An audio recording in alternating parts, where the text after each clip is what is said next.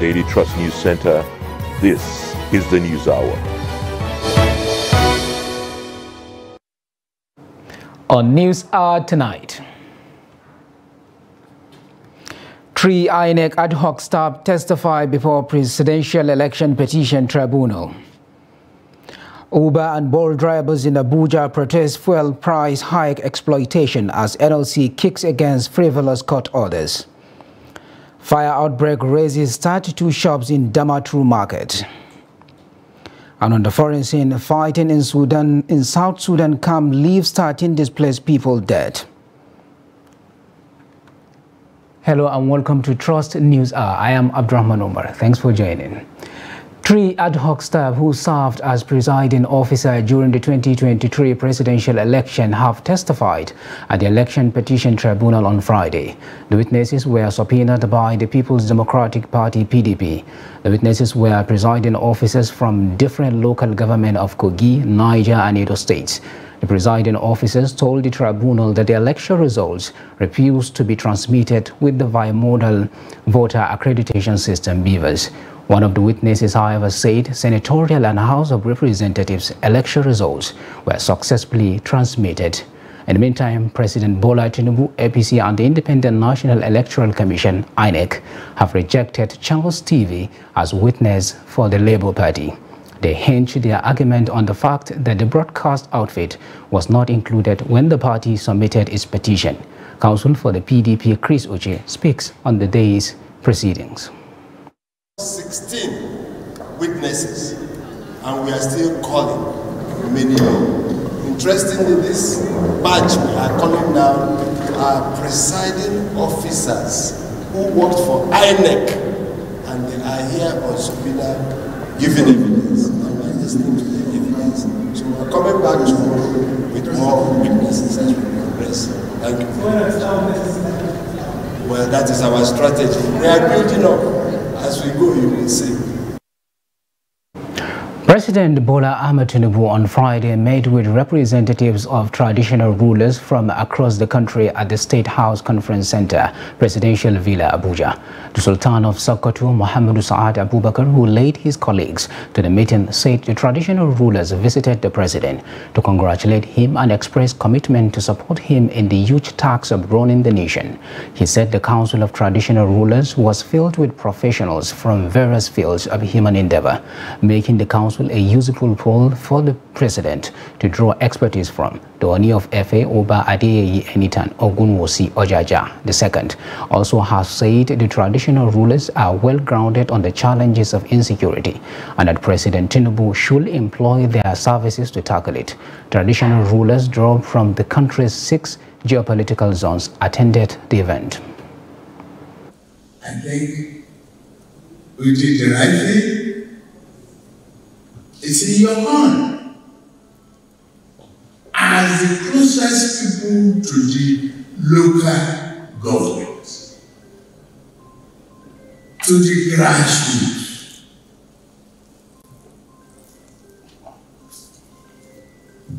to persuade our people to have the understanding.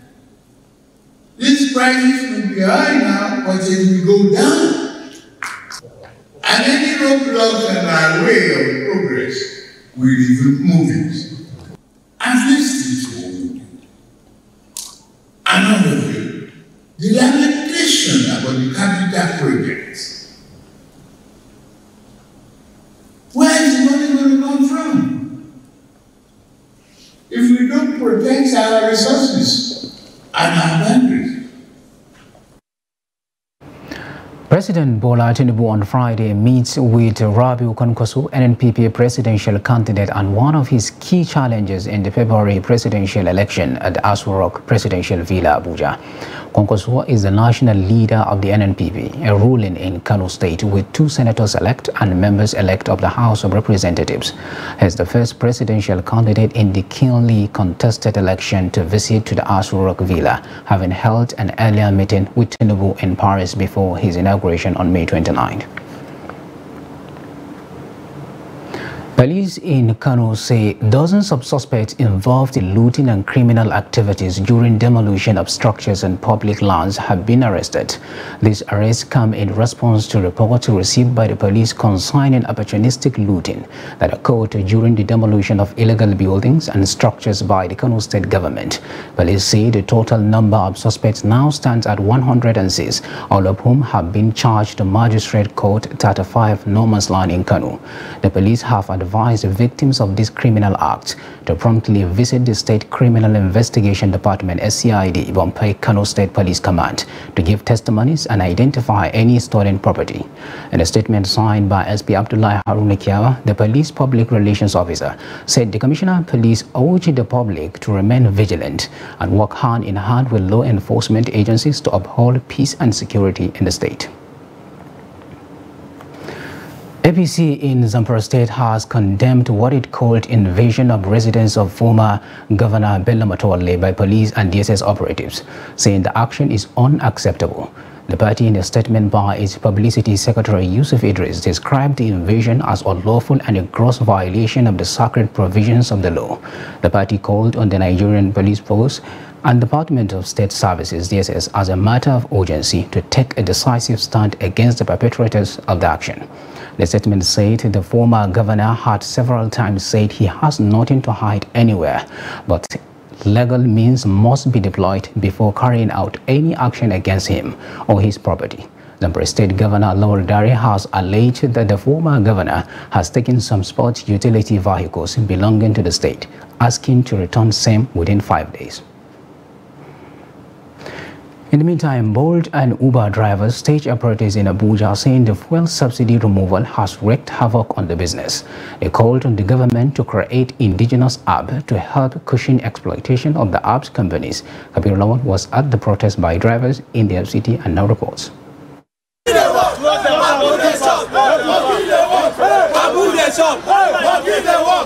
Transport fares have gone up since the announcement of subsidy removal. Consequently, passengers resorted to alternative means of transportation, with Uber and Bolt drivers falling major casualties. The apps using drivers in Abuja converged in the Millennium Park, Abuja, to express their frustration with subsidy removal and also their displeasure with the apps company. We are calling on you to see to the plight of youth in Nigeria. We are young Nigerians. You have not given us a job. We have decided to create a job for ourselves. The only thing you can do is give us the backing that we need. We have decided to employ ourselves. We bought cars and we are on the streets. The only thing you can do for us is make sure that you support us. If our government comes to our rescue, they can make tax exemption on that particular sector and make us drive the same e-riding apps without any commission. It's possible. And fix a price that is reasonable. One thing I know that Nigerian youths are blessed with is really good brains. We have tech gurus in Nigeria. They can be contacted to design this app. There's already VIO. There's already road safety that can help register the cars, make sure they are roadworthy, and put them on the streets. All they do is design the app and it flows. They call the creation of an alternative app that will bring succor and reduce the sufferings of the drivers. The effect has caused 300% increase in the fuel, but the fare from the app companies still remain the same. It hasn't changed. And why we have been on strike since Wednesday is to press home our demand to the extent that we want the app companies to slash their commission to 10% or less. But it's actually exploiting us, and the Nigerian government is saying nothing about it. After here, we are going to organize ourselves and go to the government agency that is saddled with the constitutional responsibility of regulating the activities of boat. Yeah. If they are telling us that boat is utilizing Nigerian airspace for free to do their business, they should tell us. But if there is government agency that is saddled with the constitutional responsibility of regulating boat activities here, they should tell us the mandate that boat has been given. Some of the drivers further said since the price hike of petroleum motor spirit, drivers are still paying the same percentage, making life difficult for them. These are actually a group of graduates working as drivers to make driving their means of livelihood. They have come out en masse to contribute their own quota to the development of the country. Kabir Lawal, Trust TV News, Abuja. Meanwhile, the Nigerian Labour Congress wants the judge who granted an ex parte order restraining the union from embarking on strike on Wednesday sanctioned. A statement signed by NLC President Joe Ajuri said the union is concerned by the frequent issuance of ex parte injunctions restraining members from lawfully protesting against negative policies of government or employers in the exercise of workers' rights as provided by International Labour Organization conventions, Trade Union Act, Trade Dispute Act, the 1999 Constitution, the African Charter on Human Rights, and other legal instruments. The statement said frequency of frivolous orders against the Congress is an abuse and a violation of the pronouncement of the Supreme Court against use of ex parte order. Joe Ajuri said that the black market injunctions constitute inherent danger to the image of the judiciary, warning that it will not respect any order considered to be not in conformity with the legal norms. The NLC president said the union is taking steps to vacate the order restraining it from embarking on the strike. Civil servants in Kwara State say they are ready to give their best after the government reduced working days to 3 days to cushion the effect of the fuel subsidy removal. They are, however, asking for the review of their minimum wage to 200,000 naira monthly to cope with rising living costs. The report. Kwara State Governor Abdurrahman Abdulrazak announced the reduction of working days after fuel subsidy was removed and fuel pump price raised above 500 naira. The governor has held a closed-door meeting with the labor leaders in the state to chart a new way forward over the issue. The Chief Press Secretary to the Governor, Rafiu Ajakaye, says, as a responsive government, the likely effect of the removal of subsidy was discussed and certain decisions like reduction of the number of working days were taken. The reduction in the number of days that civil servants will go to work is, in summary, to bring ease to the civil servants and to relieve workers of the shock of the removal of subsidy. For the labor leaders, the reduction of working days is welcome development, but the issue of salary increment was also mentioned during the meeting. According to the labor leaders, they have agreed to meet again in the next few days. Part of what we discuss is the first and foremost on our take-home, which is our salary, our wages and salary. And the government itself has promised to increase our wages. Is that wages increase or wages award? What then will the workers use the remaining 2 days for during the week?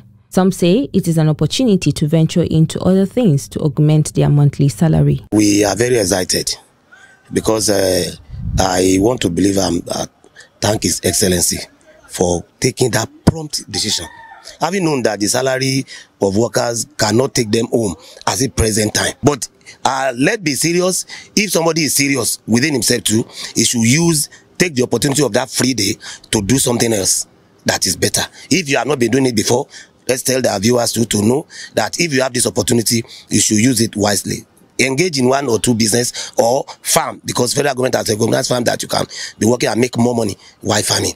There are, however, categories of civil servants that are expected from the reduction of working days. Teachers and health workers are not included because they are essential workers. Another flood disaster is brewing in Jibia town of Katsina State as residents continue construction and dumping waste on drainages.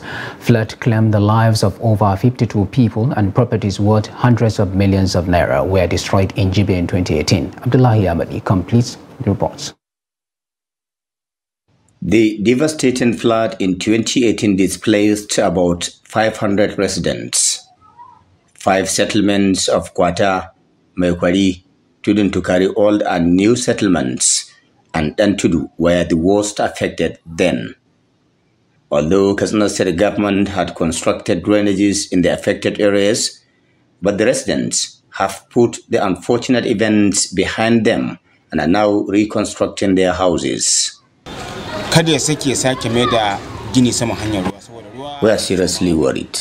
about the increasing rate of reconstruction here, and also the way some of us dump solid waste into these drainages. Look, the worst part of it is how some of us dump and process manure inside the major drainages. Don't forget, rain can come anytime.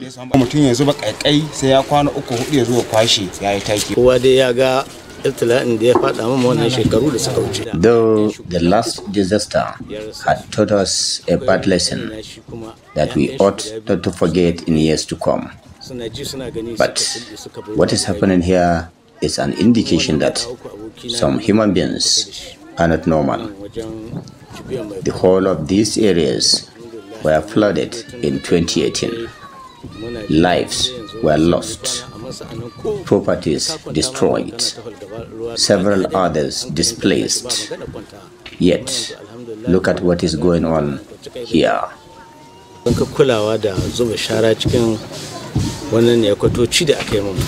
However, the promise of constructing housing units, mosque, Islamia school, shopping complex, and security outposts for the resettlement of the victims by the federal and state governments was not fulfilled till now.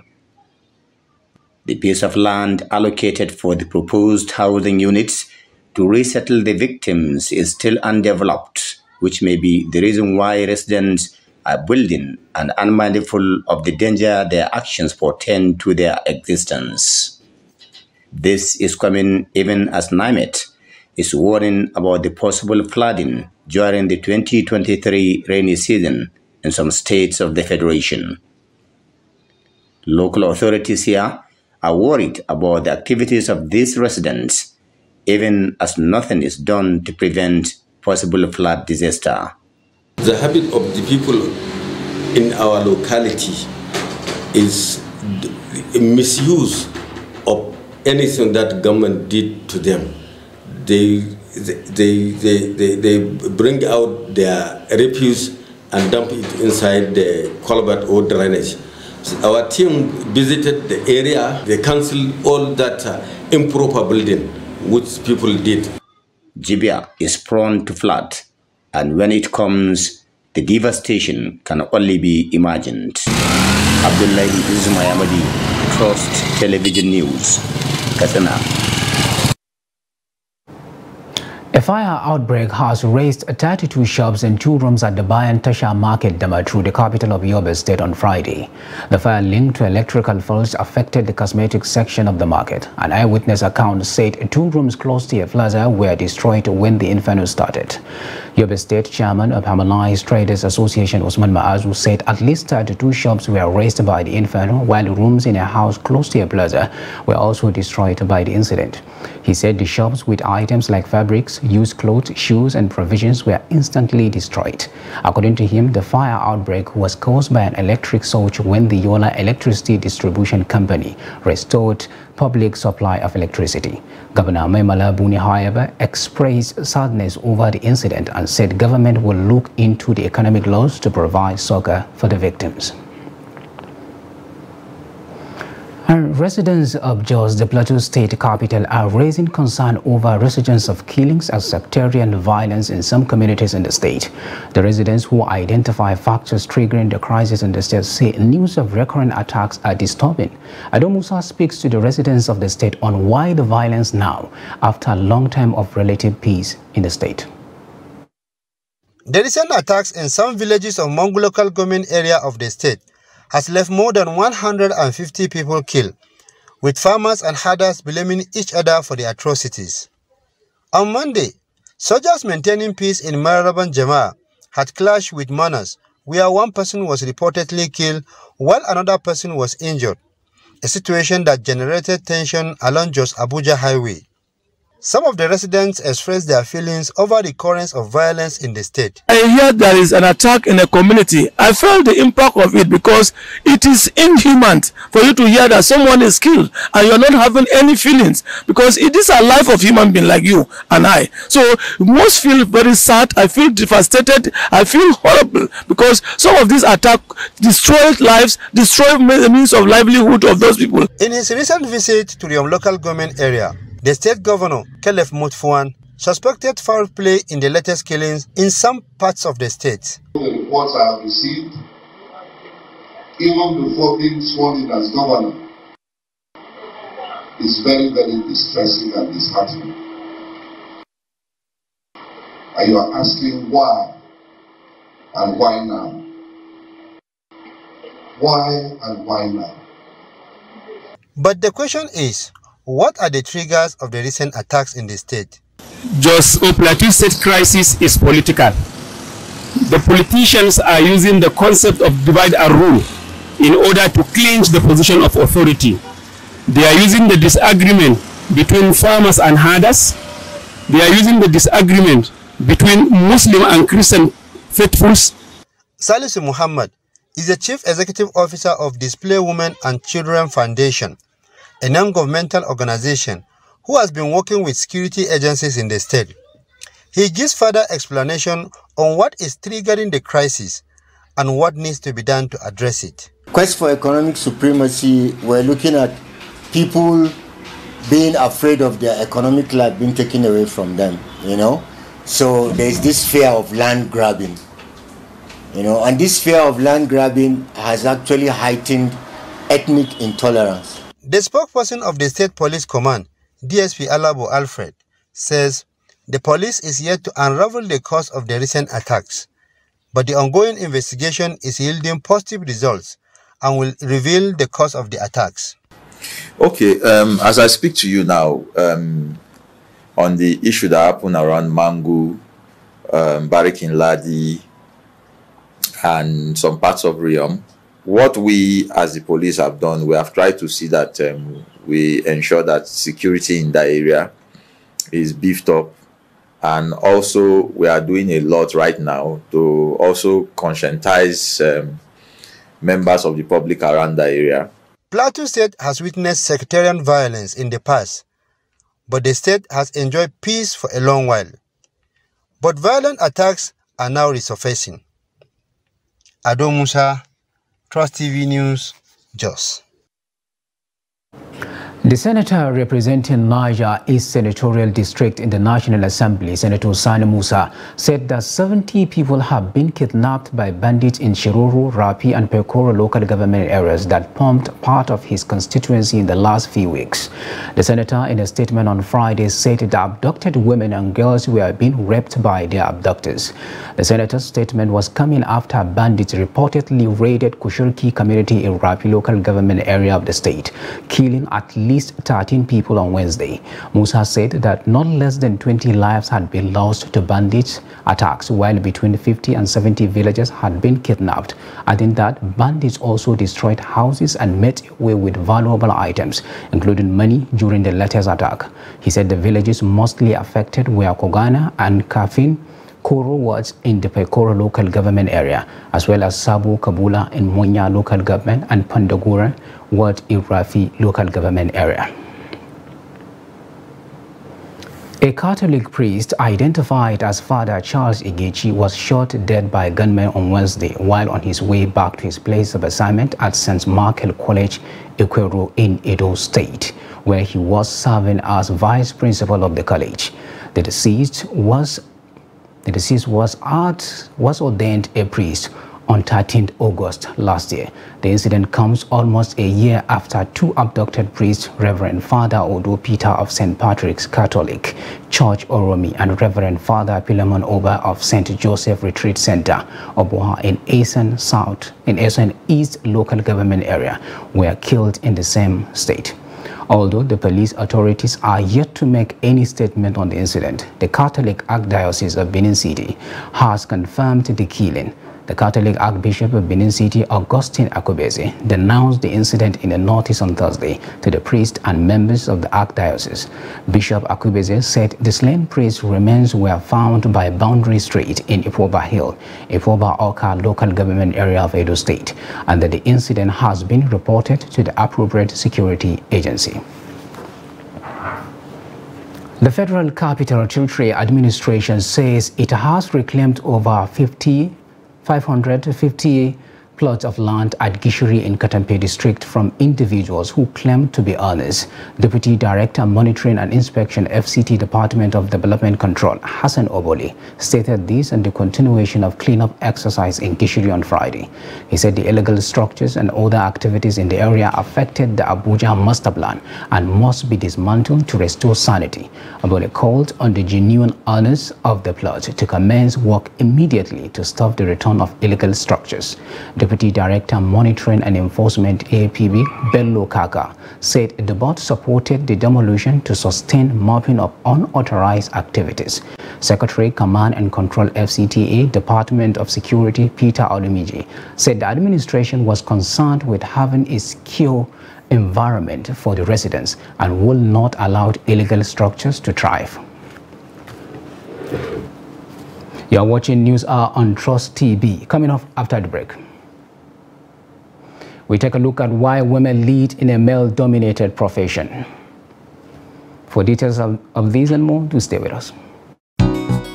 Residents of the Federal Capital Territory are hereby alerted to the activities of scavengers, also known as Babambula, which security agencies have identified as a high-level security threat to not only the residents but also to our infrastructure as they perpetrate petty stealing and acts of vandalism on public utilities. More so, they are drug peddlers, serve as spies to terrorist elements, and are ready-made tools for the public disturbances during which they attack people with dangerous weapons. The Federal Capital Territory Administration therefore reiterates that the ban on scavengers aka Babambula operating within the Federal Capital City is still in force. These miscreants are advised to stay off the streets of the Federal Capital City for their own good, as defaulters will be apprehended and prosecuted, including parents of underage children involved in these practices. Relevant agencies are carrying out enforcement of this ban as stipulated. Be law-abiding always. Let's together build the FCT of our dreams. Management announcer.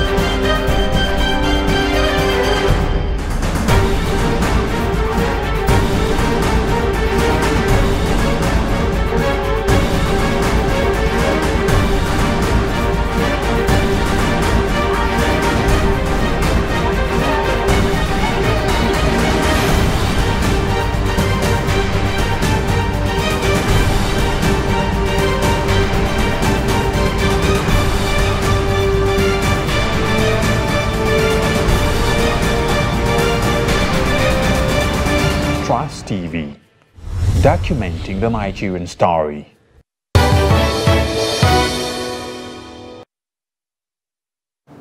Welcome back. If you are just joining us, this is the News Hour on Trust TV. Now, a recap of our top stories.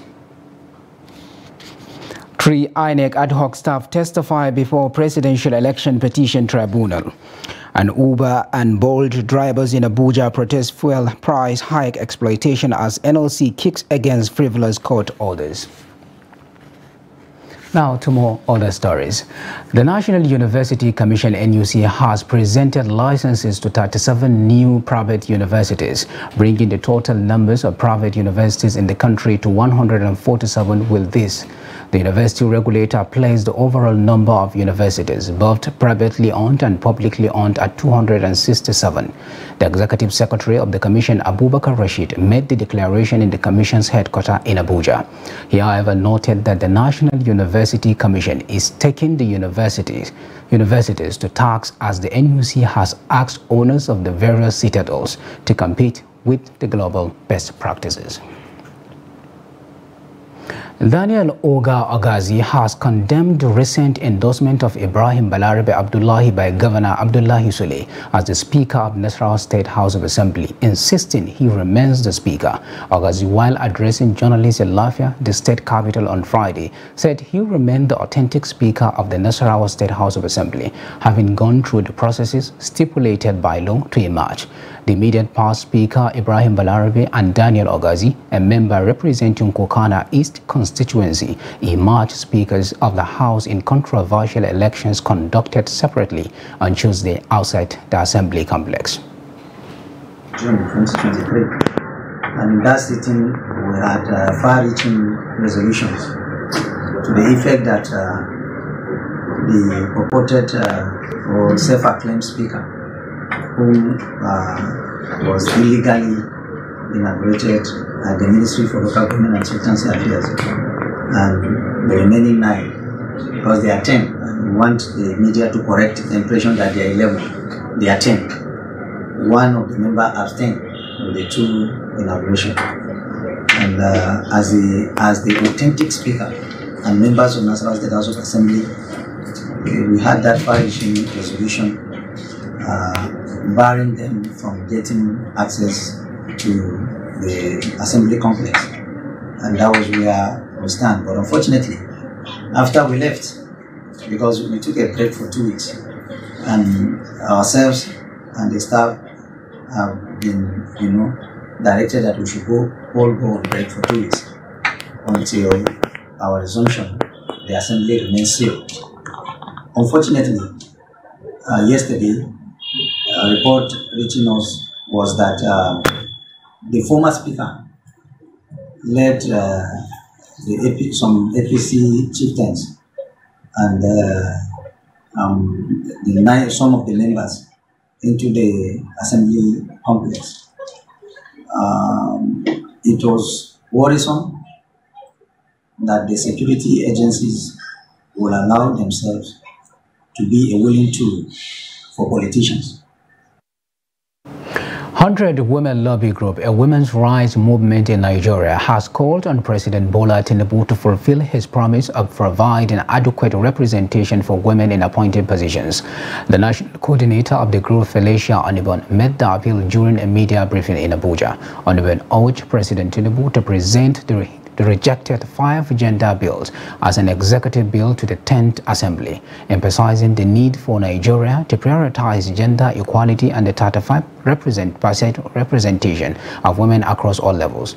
The group also congratulated the newly elected legislators and requested their cooperation to increase women's participation in politics for equitable development. The coordinator highlighted the underrepresentation of women in decision-making positions and stressed the importance of women's full and equitable participation in public life. Feedback we got from them was that it was the beginning of strategic engagement with their political party leaders. They also had, more knowledge, in leadership skills, awareness on gender inclusion for female youth in politics, increased collaboration of women in different political parties to ensure effective party administration at all levels. Prior to these whole processes, women will just wait and collect whatever comes their way. They will not lobby for it. They will feel that they shouldn't actually be asking too much. Some of them were afraid of engaging with their male counterparts, for fear of being labeled. But with our engagement, they knew that they should actually go all out to represent the interest of millions of Nigerian women. We know that when women are included, even at the household level, when women are involved, when they are included, then the family does better. It's the right time. That's power of advocacy. The right time to start engaging now. Advocacy is not a one-off thing. All the prayers we made here now, if we don't stand up now that they are fresh and begin to create our image and memory in their own memory, I don't think much will happen. What I'm saying is, let the advocacy, let the engagement start now. The young women that are behind us, the young ones that still have all the energies, let them all come out and start having positions. Farmers in Bauchi State are angry with the proliferation of high adulterate agrochemical, which according to them is affecting the growth of agricultural produce in Nigeria. Some of the farmers speak to Adamu Imam as the 2023 farming activities begin in some part of the state. Adamu Imam files in the report. The hope of thousands of Benue citizens who thought they have escaped the class of those seeking for jobs crashed on Wednesday through an executive order that nullified their appointments. Some said it was the right thing to do in order to clear the huge burdens piling up on the state government. It was just as towards the end of his administration that he brought in a lot of persons and leaving a lot of wage. Farming activities kick-started in Bauchi with farmers expressing optimism that 2023 farming season will bring about fortune to them. The farmers are, however, wary adulterated chemicals sold to them as herbicides. Zabua and Malam Sani says they are uncomfortable with the high level of adulterated and expired agrochemicals sold by retailers to farmers within the state. Chemical dealers can say anything, but honestly, we always did the right thing when spraying. We usually see the result manifesting quickly on the grass, while at some point, if farmer refuse to read or ask questions on how to do it, definitely will affect the growth of the crop seriously, or mistakenly buy adulterated agrochemicals. Farmer can easily notice it even at the cover of the container.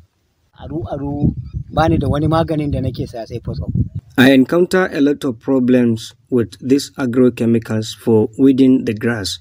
I often advise others to buy this type of chemical. I bought 2 liters, but it's just purely water, no moisture. After harrowing, I sprayed the chemicals, but no result yet. Now this is my second spraying. Still no sign of good chemical. I lost about 17 to 18,000 naira only for herbicides. Babe Mohammed spent 36 years in agrochemicals business, although he said most farmers do not have the requisite knowledge on how to use herbicides in their farmlands. The main issue here is that farmers always should know that the farmland must be wet before spraying for uprooted chemicals, and they should also get familiar of the quantity required at a time when mixing in a particular sprayer. If farmers do not stick to instructions, is bound to lose completely at the end. He added that some of the agrochemicals dealers and retailers have not taken precautionary measures selling their goods to the farmers. Some of farmers' claim is untrue. Maybe they patronize hawkers at the side of the market or weekly markets that sold at a cheaper price, while some chemicals are exposed to sunlight day in, day out. Those chemicals are already adulterated or expired. Farmers should buy from certified dealers to avoid losing their money unnecessarily. He urged regulatory agencies, especially NAFDAC, to be vigilant as some dealers of agrochemicals sell fake products to local farmers. Adam Imam, Trust TV News, Bauchi.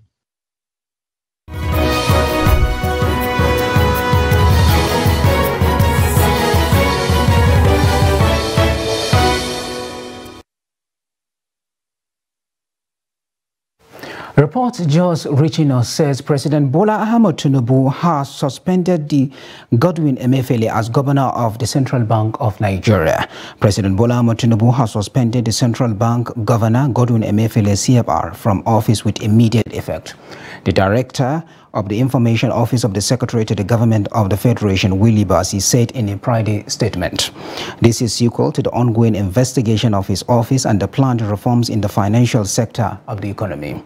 Emefiele has been directed to immediately hand over the affairs of his office to the Deputy Governor, Operations Directorate, who will act as the Central Bank Governor pending the conclusion of the investigation and the reforms. Now, away from that, the notification of appointment of civil servants employed between May 2022 to June 2023 by the autumn administration is generating mixed feelings in Benue State. Governor Isent earlier had on Wednesday, 7th June, reversed all appointments within the period. Jamie Azandi reports. The hope of thousands of Benue citizens who thought they have escaped the class of those seeking for jobs crashed on Wednesday through an executive order that nullified their appointments. Some said it was the right thing to do in order to clear the huge burdens piling up on the state government. It was just as towards the end of his administration that he brought in a lot of persons and leaving a lot of weight beef. Others are commending the governor that yes, the decision that he has taken will sanitize the system for him to start paying the backlog of salaries of the civil servants in the state.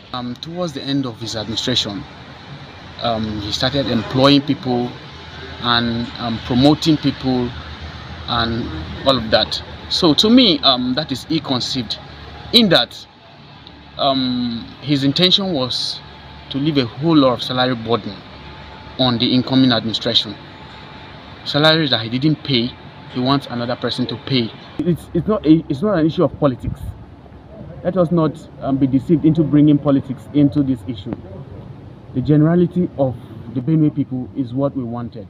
Others are of the opinion that there are legal implications for sacking the workers employed by a legitimate government. It is within the powers of the governor to hire anybody and to fire anybody.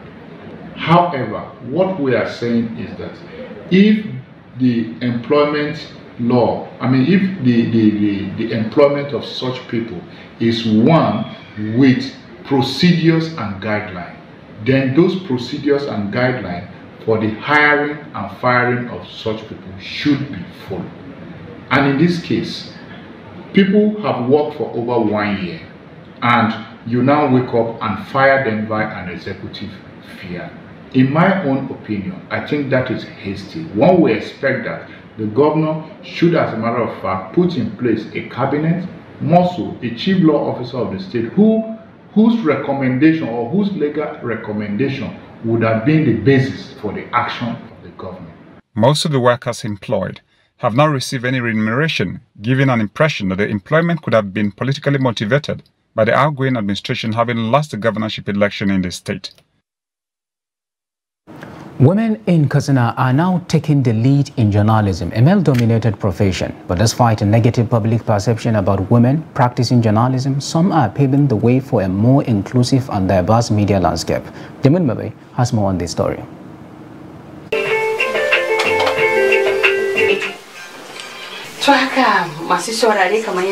Traditionally, journalism in Nigeria has been a male-dominated profession. But with the advent of online media, young women journalists in Katsina are making their mark in the industry. Despite the cultural biases and inequality, Hawa Hamisu is determined to succeed in her job as a radio journalist. This station gives me the opportunity to voice out or to bring out my talent when it comes to my profession. Actually, this is my passion and I am here now. So I think every woman, if you have this passion, you should overlook, because whatever you want to put yourself in, you have to face challenges anyway. So if you really want it, you should come out for it and you would achieve it by God's grace. I go out, I cover reports, I come back, rewrite everything, edit and present it, and it's been aired. The lack of support from their male colleagues put female journalists in a tight position. You will see in the midst of hundreds of men, I will be the only female among. As a human, of course, at times they will say some words, awful words like that. She's the only female among them. I remembered one incident. We traveled to Kano, from here to Kano, to cover one certain event. So I was the only female in that vehicle of 18 seaters. So when we dropped, somehow they want to pray. So somebody just among them say, "Wow! So all these people, you are the only lady." What's wrong with that? The person has said, "Oh, if it were him, he will not join though." You know, at first I felt, this is so, the man to some extent is right. But something not down on me, no, I can do it. And I told him, I said, there is nothing wrong with that too, because what you are doing is exactly that I'm doing. She is concerned about the low number of female field reporters in the state. Katsina, a patriarchal society. Khadija notes that there is a negative public perception against women journalists, but the trend is gradually changing. Perspective need to change, and people have to realize that a woman is not just an object, but she can add to the plate when it comes to lifting and developing that very profession. Despite these challenges, these women are determined to change to succeed with the right support. Jamil Mabai, Trust TV, Katsina. The Comptroller of the Oyo State Command of the Nigerian Immigration Service, Mohammed Umar, has questioned officers to desist from any act that could tarnish the image of the agency and bring it to disrepute, warning that such action will be made with the full weight of the law. Umar gave the warning in Ibadan while 76 newly promoted officers with their new ranks. The Comptroller explained that the command under his watch will ensure quality service delivery, calling on Nigerians seeking the services of the Immigration Service to follow due process. Oyo being the pace setter, we are also setting the pace here also. I congratulate all of you, and it is when you are promoted, you should know that this is additional responsibility. To whom much is given, much is expected. So we are not expecting less from you. The decoration ceremony has been on since last week. Today we are taking our turn to celebrate with you. And the confidence reposed in you, you should prove it and also tell whoever that are responsible for this promotion that yes, you actually deserve it. Anywhere I have opportunity to address newly elevated officers like you, I always tell them one thing, which I also want you to take home. You see, do not allow your shoulder, when I mean your shoulder, your insignia, your rank, to be greater than what is here. Can you get that? Always allow here to control here. This is Trust News Hour. We will be back after this break. To stay with us.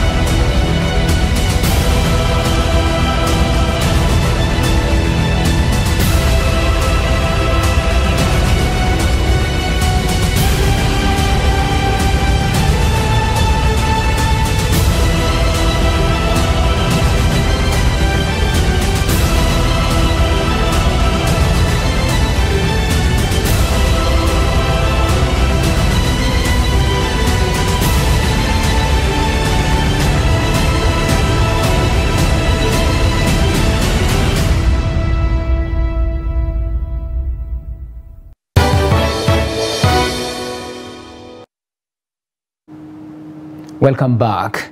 Former Governor Abdullahi Ganduje has said he could have slapped his predecessor, Engineer Rabiu Musa Kwankwaso, if he met him at the presidential villa in Abuja. Trust TV had reported how Kwankwaso met with President Bola Tinubu at Aso Rock on Friday. While briefing State House reporters after a meeting with Tinubu on the security situation in Kano State following the demolition exercise embarked upon by the administration of Governor Abba Kabir Yusuf, Ganduje expressed displeasure. Ganduje, however, said the demolition exercise was done without carrying out any investigation or giving due notice aligned with the provisions of Land Use Act. Now, let's join Chiamaka Nwafo for business news.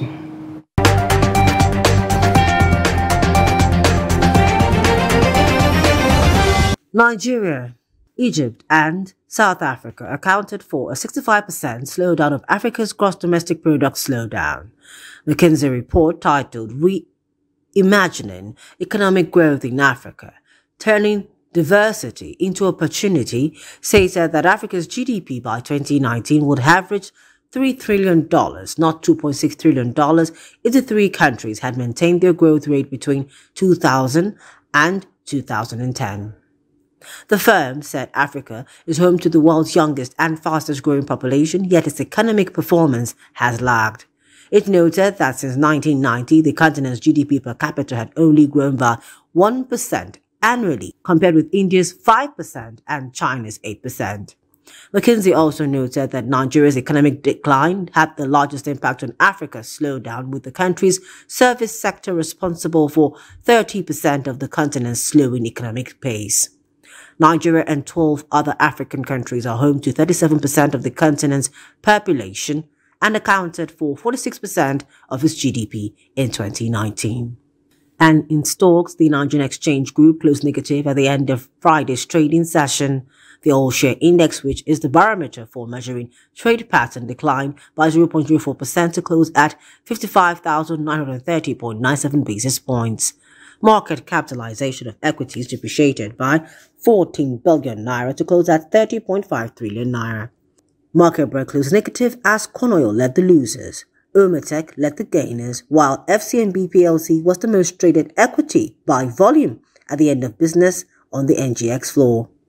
On aggregate, 574.7 million units of shares in 6,595 deals valued at 6.08 billion exchange hands among investors.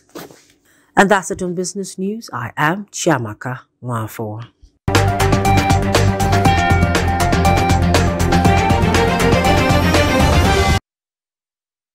Thank you, Chiamaka, for that report.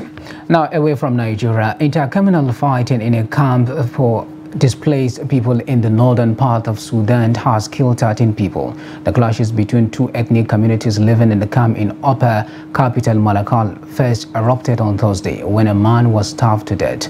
The camp is home to at least 50,000 people. Its number has been fluctuating since the first group of people came there at the start of civil war in 2013. The numbers have increased in recent weeks after about 3,000 people fleeing fighting in neighboring Sudan also came to the camp.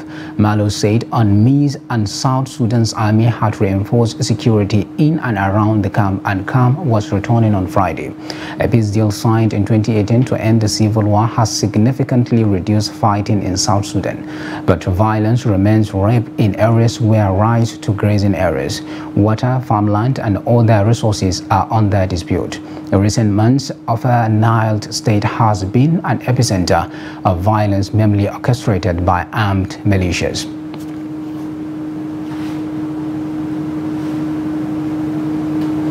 Saudi Arabia and the U.S., who have been brokering talks in a joint statement, said Sudan's warring sides have agreed on a nationwide ceasefire for 24 hours from 6 a.m. on Saturday. Sudan's army and paramilitary rapid support forces RSF agreed they will refrain from prohibited movements, attacks, use of aircraft or drones, aerial bombardment, artillery strikes, reinforcement of position, and resupply of forces.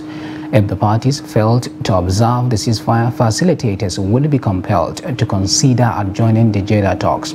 The US and Saudi joint statement added referring to negotiations to try to end almost 2 months of clashes in Sudan. Both sides have broken a string of ceasefire agreements, though a recent truce deal led a limited amount of humanitarian agencies. Said the conflict in Sudan derailed the launch of transition towards civilian rule 4 years after a popular uprising ousted strongman President Omar al-Bashir. Sudan's army and the RSF failed over the chain of command and military restructuring plans during the transition.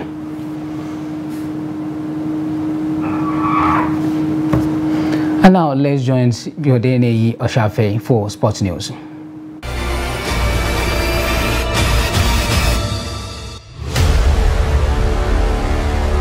Nigerian Rugby Football Federation has announced 12-man list ahead of Paris Olympic Games pre-qualifiers in Mauritius.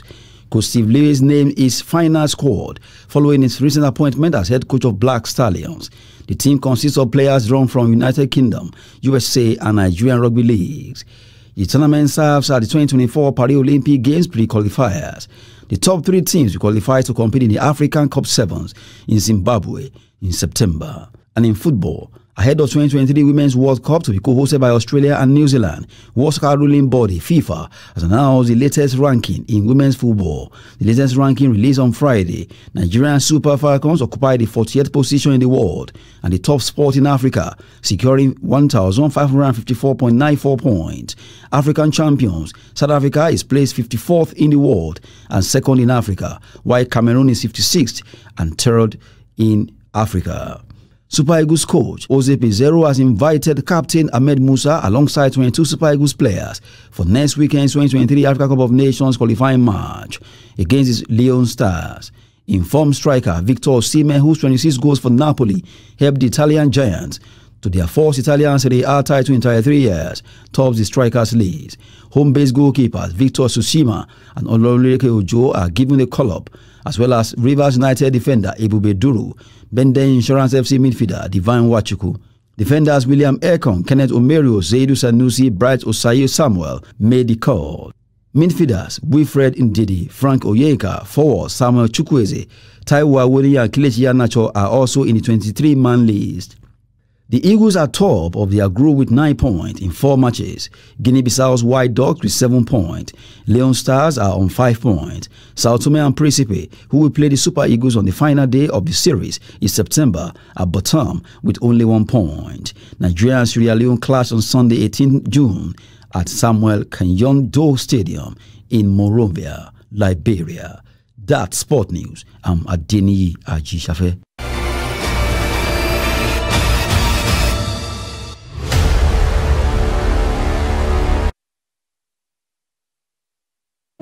Now, before we go, residents of Gwagwa town in Abuja were thrown into confusion Friday evening following explosion of truck conveying gas in the community. The incident took place around 8:30 p.m. near a location known as the Police Junction, Gwagwa. Some eyewitness who spoke to Daily Trust Friday night said the truck driver had suddenly parked there and alerted people to run. A resident, Sani Khalid, said a cover attached to one of the tanker's compartment blown off, followed by the content discharge. The flame was noticed from far away locations in the FCT, including Kubwa town, with distance of about 20 kilometers, was still raging as at 9:50 p.m. when this report was filed. No one could ascertain the level of the damage caused by the inferno as residents were watching the incident from afar. A resident, Usman Muhammad, disclosed. And now, with that, we have come to the end of Trust News Hour. Do not forget to follow us across all our media platforms and our YouTube live stream. I am Abdurrahman Omar. Thanks for watching and bye for now.